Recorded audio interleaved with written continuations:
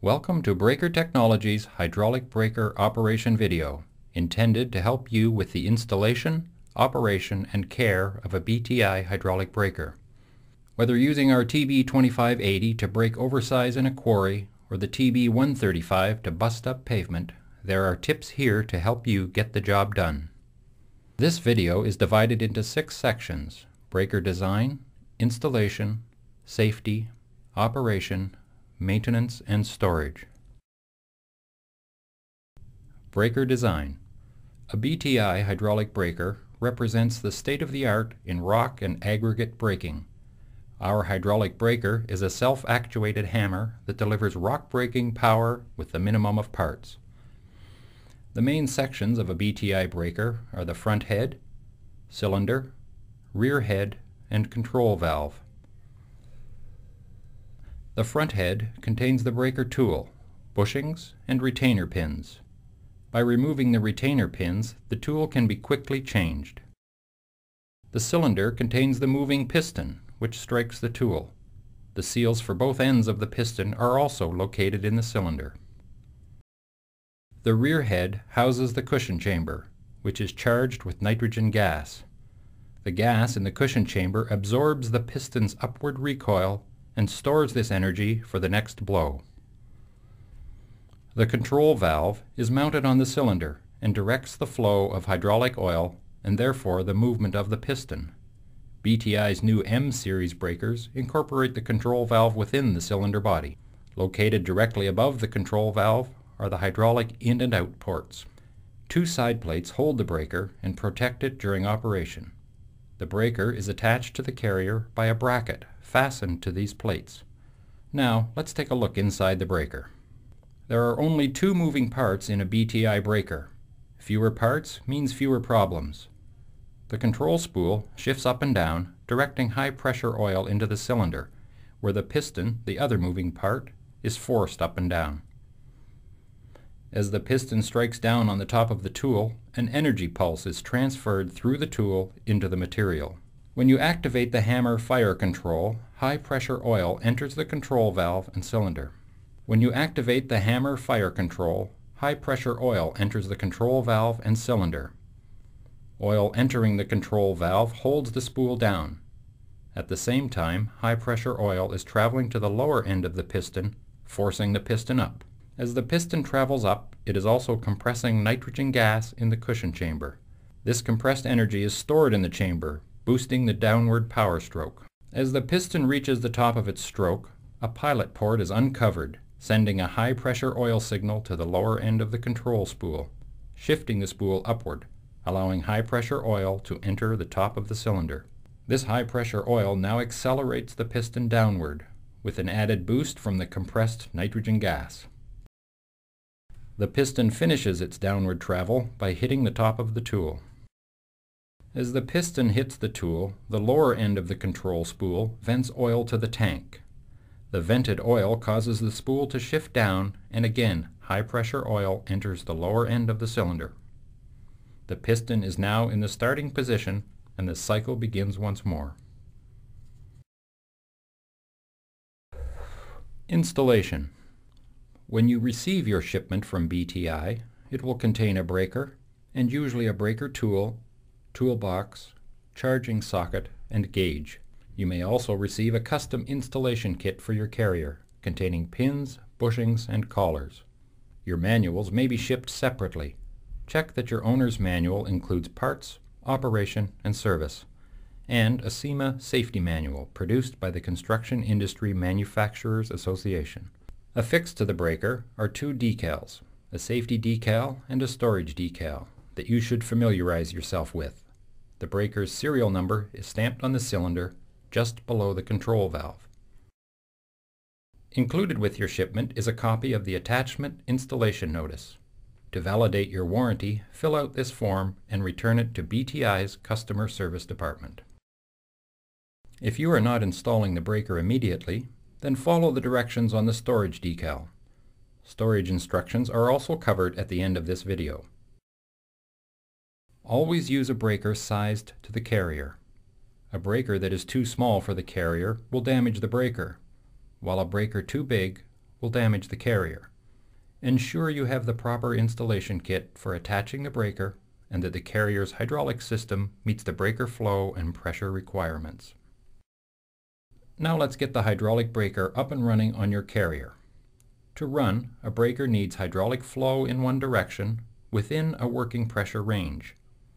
A breaker's working pressure is dependent on three factors: the amount of oil flow, the return line pressure, and the internal efficiency of the breaker.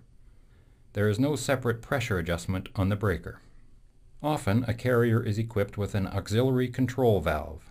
This valve can be adjusted to provide the correct amount of oil flow to the breaker. A pressure relief cartridge can also be installed to protect the hydraulic components. Make sure that the oil is not routed back through the return port of this auxiliary valve. Instead, send the oil directly back to the tank via the cooler and the filter.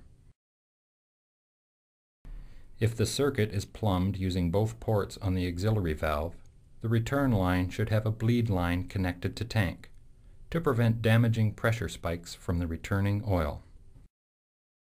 If the carrier does not have an auxiliary control valve, a priority flow control valve must be installed to direct oil flow from the normal circuit to the breaker. The priority flow control valve is usually equipped with a flow adjustment and pressure relief. These auxiliary control valves often need a check valve on the regulated port to completely close the flow. If too much oil is divided, excess heat is generated, in which case the oil needs to be cooled. On all BTI breakers, the supply oil should be directed out the left side of the boom and the return line back on the right side. A combination of hoses and steel tubing is recommended to keep the installation neat and cost-effective. Listed on the breaker spec sheet is a minimum tube inner diameter. Ensure the inside diameter of your hoses and tubes matches or exceeds the recommended size. Hoses and tubes should be secured to the carrier boom with steel clamps. Attaching mounting clamps or bulkhead fittings to the ends of the tubes will prevent the tubes from sliding. Check the hoses to ensure they are not being rubbed or pinched by other components. We recommend the use of high-pressure ball valves at the outer end of the stick, where the hydraulic lines are disconnected to attach the breaker. This allows the lines to be disconnected without losing too much oil. BTI does not recommend hydraulic quick disconnects. However, if they are installed, ensure the flush face style is used, and then only on small breakers, those requiring less than 30 gallons per minute of oil flow. Now the system needs to be fine-tuned. For a breaker to operate properly, it requires a specific oil flow and sufficient oil pressure. Let's finish the breaker installation by setting these values. Here we're putting a BTI TB825 on an excavator. This excavator does not have an auxiliary spool, so we've installed a V100 priority flow control valve. Referring to the breaker spec sheet, we see that the TB825 requires a working pressure of 1700 to 2400 psi, an oil flow of 26 to 37 gallons per minute, and a minimum tube and hose ID of 1 inch. To begin, connect a flow meter into the circuit in place of the breaker. Start by measuring the no-load flow by pressing the hammer fire, which activates the control valve. Now we want to simulate the breaker's working pressure. While still activating the hammer fire, adjust the flow meter, putting a load on the circuit. Adjust the flow meter pressure until it falls within the working pressure range shown on the breaker spec sheet. For this installation, it's 2400 psi.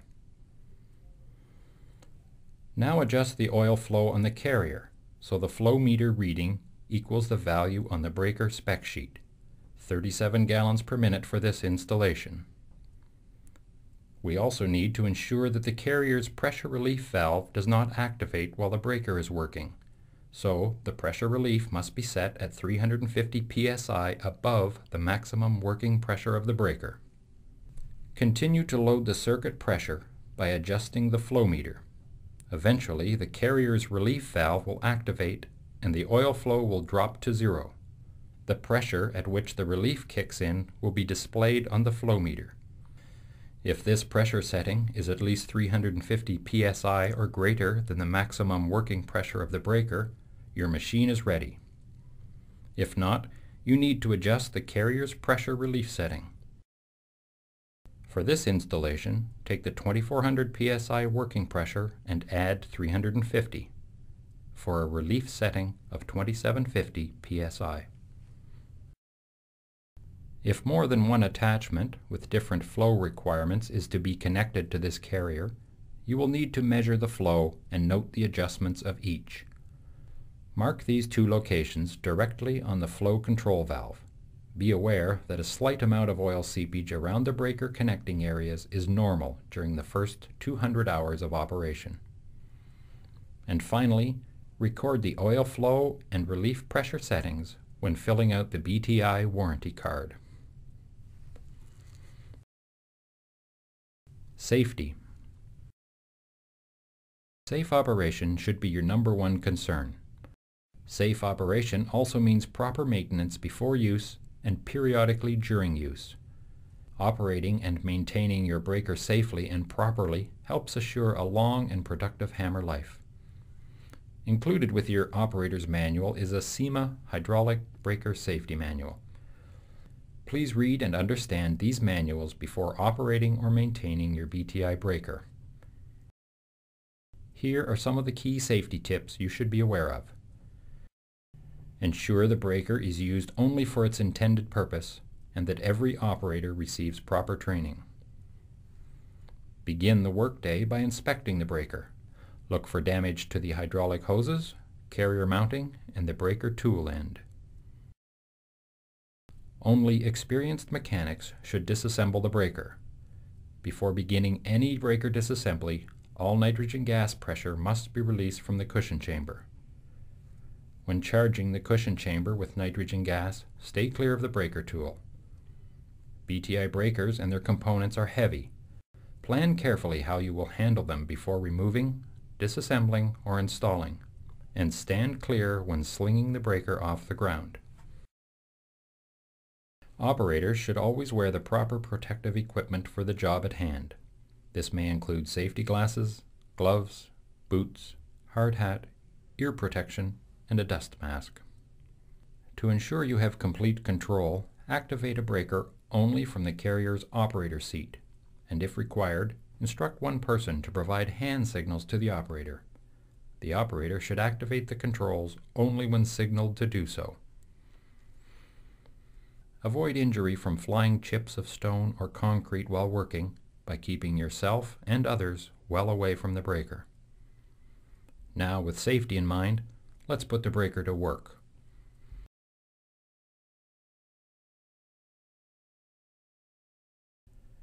Operation. Before operating the breaker, you may need to warm the carrier's hydraulic system. This cold starting technique is useful if the breaker has been in extended storage or the ambient temperature is below 20 degrees Fahrenheit. Warming up the system to its operating temperature will prevent the breaker from misfiring.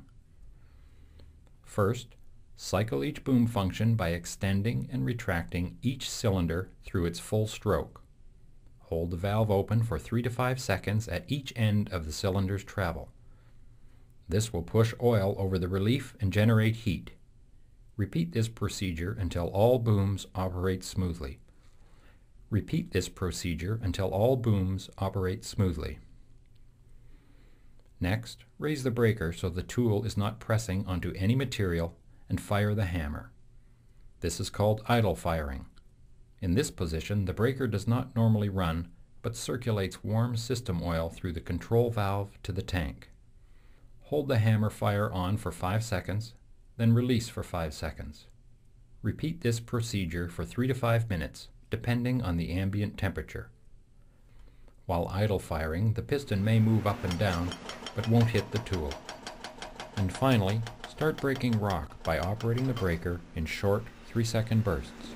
Continue operating with short bursts until the carrier and breaker are at the operating temperature. New breakers require a break-in period before full operation.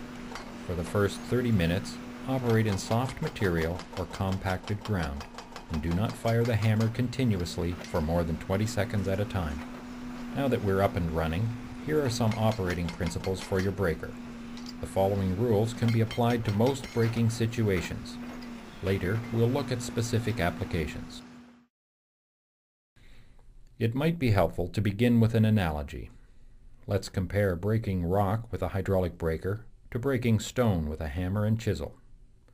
Your arm positions and holds the chisel down onto the stone, just like the carrier's boom arm will hold the hydraulic breaker down onto the rock. And, like you swinging the hammer and hitting the chisel, the breaker has a piston that slams down onto the breaker tool. Understanding carrier boom downforce is crucial to proper braking. Just as a chisel must be held onto the stone with your arm, the breaker also needs to be held down onto the rock. It's important to understand how to use the carrier's boom cylinders to correctly hold a breaker with enough force against the material to be broken. A handheld chisel is most effective when held perpendicular to the stone. If your chisel is angled to the surface of the stone, then it will deflect off the stone when hit. The hydraulic breaker is the same. It needs a sufficient downforce holding it 90 degrees to the rock. This prevents the tool from deflecting off the rock when the piston hits. In other words, you want the carrier boom's downforce acting straight through the breaker in line with the tool. That way, all braking energy is directed straight into the rock. Here are some specific situations you will encounter with your carrier and how to use either the carrier's boom, stick, or tilt cylinders to assist in pushing your hammer against the material to be broken. When attacking the rock straight down, use the carrier's boom cylinder to apply downforce to the breaker tool. You may need to roll the rock to get a flat area for braking. In this situation, when the breaker is attacking the rock from the back, use the carrier's stick cylinder to apply the necessary force to the breaker. When braking on a wall or steep incline, use a combination of the carrier's stick cylinder and tilt cylinder to provide the necessary force to hold the breaker against the material. As you apply downforce to the breaker, the carrier will lift slightly, giving you a clue that the breaker is properly pressed onto the material. Excessive downforce will not make braking easier. In fact, the carrier will be lifted too far off the ground, and this can damage your equipment. Not enough downforce, and the tool will bounce on the material, blank firing. Let's use our hand and chisel analogy to help explain blank firing. Imagine breaking a block of ice with the chisel. Hit the chisel repeatedly with the hammer. When the ice shatters, for a moment the chisel hangs in the air. When the hammer comes down for its next strike, there is no ice under the chisel to absorb the blow. The hammer will smash into your fingers, and you may even hit the chisel out of your hand. You just blank fired a chisel. Now imagine the force on a breaker when the piston is slammed onto the tool and there is no material under the tool to absorb its energy. The breaker is forced to absorb the piston's power instead of the stone. Your first clue to blank firing is the sound. The breaker emits a distinct metallic ringing. Blank firing most often occurs in hard rock, just as the rock shatters under the tool. With no material under the tool, the piston smashes the tool and retainers too far into the front head, bouncing the braking force back through the breaker and excavator. To prevent blank firing, learn to anticipate when the material will break. Predicting this moment is probably best done by listening to the sound of the hammer hitting the rock. You will soon notice a change in the hammering sound as the stone is breaking. You are now on your way to anticipating when a rock will break. For large rocks, start at the edge and work toward the center, breaking off small chunks each time. Breaking along the rock's natural faults and seams will also make for easier braking. Do not use the breaker to pry, pick, pound, or lift. This can cause serious damage to the breaker as the tool side loads or binds in the bushing. The tool must always move freely straight up and down in the bushing. But remember, your breaker is designed to push and rake material for better positioning. Do not operate the hammer continuously for more than 20 seconds. Excessive heat will be generated and you may mushroom the end of the tool. If the rock or stone shows no sign of breaking within 20 seconds, change its position or that of the breaker. The breaker should not be fired when the carrier's boom cylinders are fully extended or fully retracted. The cylinders may be damaged from the breaker's shock pulses. If your carrier throttle has been set to run at a specific setting, do not deviate. This provides the proper flow to the breaker. But be careful. Excess flow does not increase braking power. Your carrier's operating temperature may run too high and actually decrease braking power. If the hydraulic oil temperature exceeds 175 degrees Fahrenheit, stop braking. If the hydraulic oil temperature exceeds 175 degrees Fahrenheit, stop braking. If you plan to operate the breaker underwater, ensure that it has been equipped with an underwater kit. Refer to your technical manuals for further details.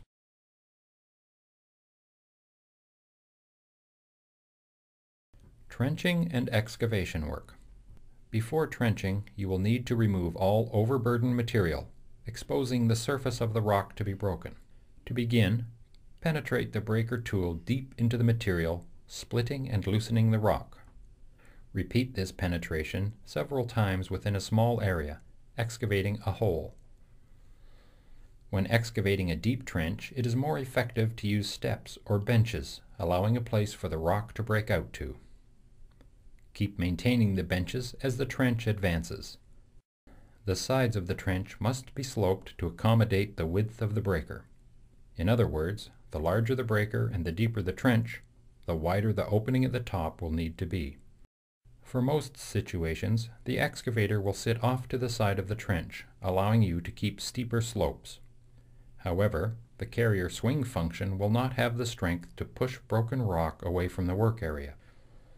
In some cases, the excavator will sit on top of the trench and the broken material can be backfilled under the excavator. For best performance, apply the down force in line with the tool, repositioning every 10 to 15 seconds, or when no penetration is evident. And remember to keep the breaker well greased at all times. Breaking oversized material. With practice and experience, you will learn to determine the best place to begin breaking just by looking at the rock. You will want to position the tool on flat areas of the rock, or look for a seam or crack, which may allow easier splitting. To fully absorb all the breaker's energy, the rock must be resting on a solid base.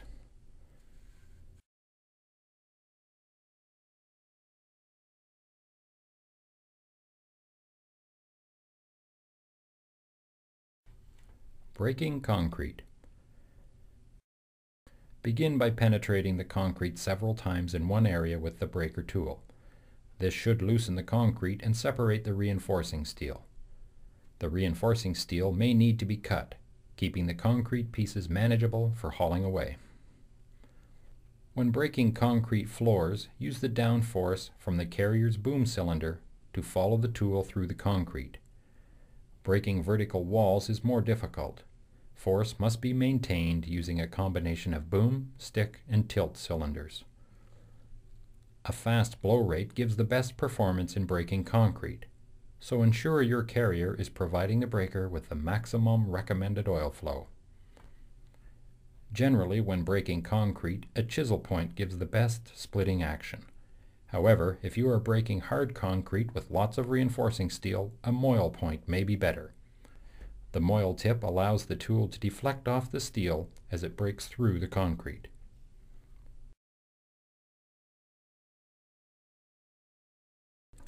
Maintenance. To keep your breaker working in top operating condition, the following maintenance must be performed. Keep in mind that lubrication is the single most important procedure for sustaining the life of a breaker. To make this chore easier, we offer an auto lubrication unit. Call BTI for details. Daily maintenance. Lubricate the tool with BTI chisel paste or a moly-based grease every 2 hours of continuous operation and any time you have serviced the tool. Failure to lubricate regularly reduces the life of the tool, tool bushings, and front head. Never use ordinary grease because it melts and runs down the tool, providing very poor lubrication. For proper tool lubrication, the breaker must be vertical, with enough downforce applied to push the tool into the breaker. This will prevent grease from entering the area above the tool. Check that the tool moves freely in the bushings. Visually check the tool retainer pins. The round retainer pins rotate during normal operation. To confirm they are rotating, look at the ends of the pins for fresh radial marks in the grease on the crosspin. Maintenance every 100 hours. Every 100 hours, the carrier's hydraulic filter must be changed. Inspect your filter or filter indicator and change as necessary. Clean oil is crucial for proper breaker performance and life. Check all nuts and bolts for the correct torque. Improperly torqued bolts can damage the breaker. Remove and inspect the tool. We'll show you this procedure in a moment. Maintenance every 1,000 hours. Every 1,000 hours, check the breaker's hydraulic circuit pressure relief and flow settings and adjust to the recommended levels. Change the carrier hydraulic oil and the oil filter. Replace all breaker seals and inspect all wear parts.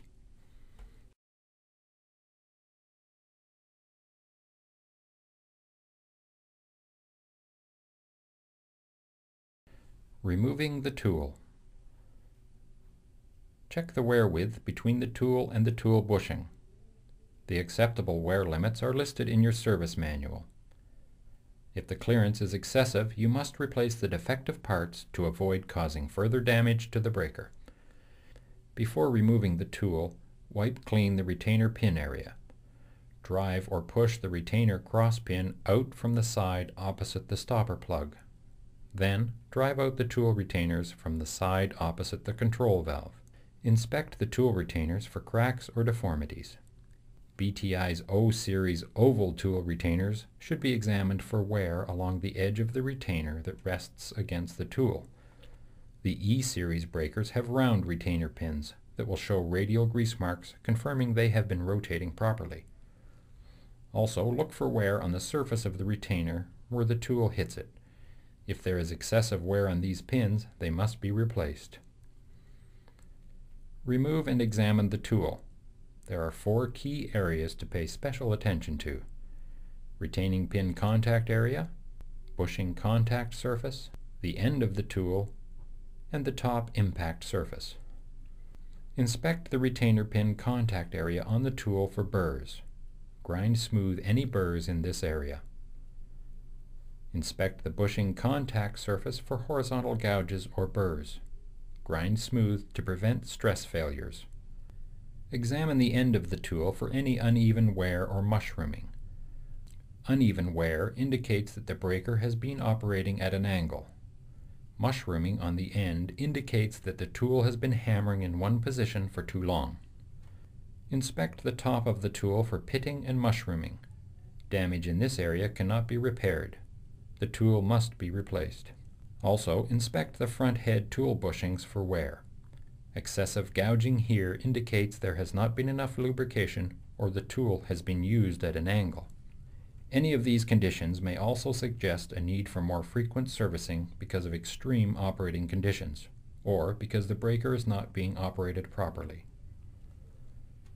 Before reinstalling the tool, liberally grease the inside of the lower bushing. Use BTI's chisel paste or a moly-based grease. These greases are necessary because of their high heat resistance. Other greases will run off, losing their lubrication value. Now cover the sides of the tool's top section with grease and insert the tool into the front head. Grease and insert the tool retainers, and then grease and insert the retainer cross pins and stopper plug. The stopper plug should be flush with the front head.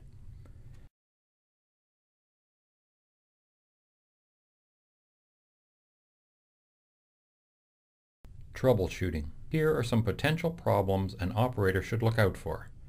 If you experience any of these difficulties, call your service department immediately. A detailed description of the following problems can be found in the troubleshooting section of your breaker service manual.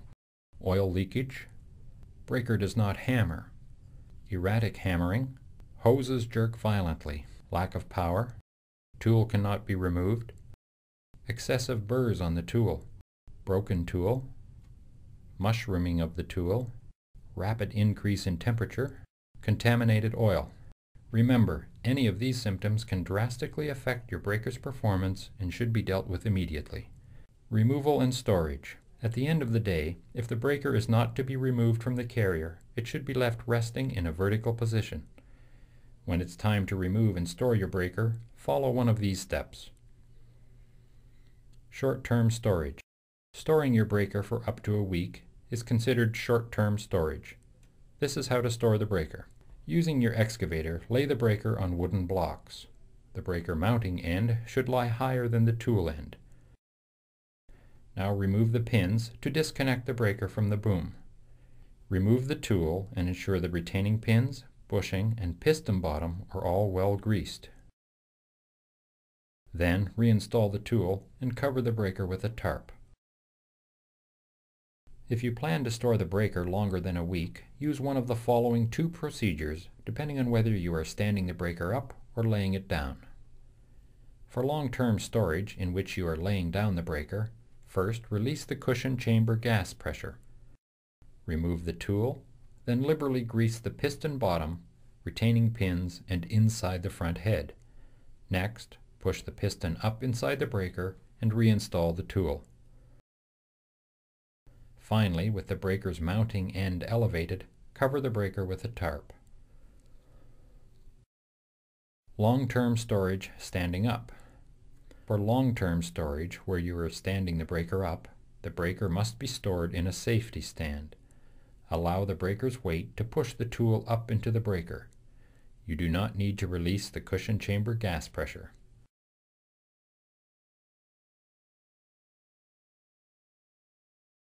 By following the installation and operation tips in this video, you are doing the most you can to ensure your breaker has a long and productive life. Thank you for choosing breaker technology.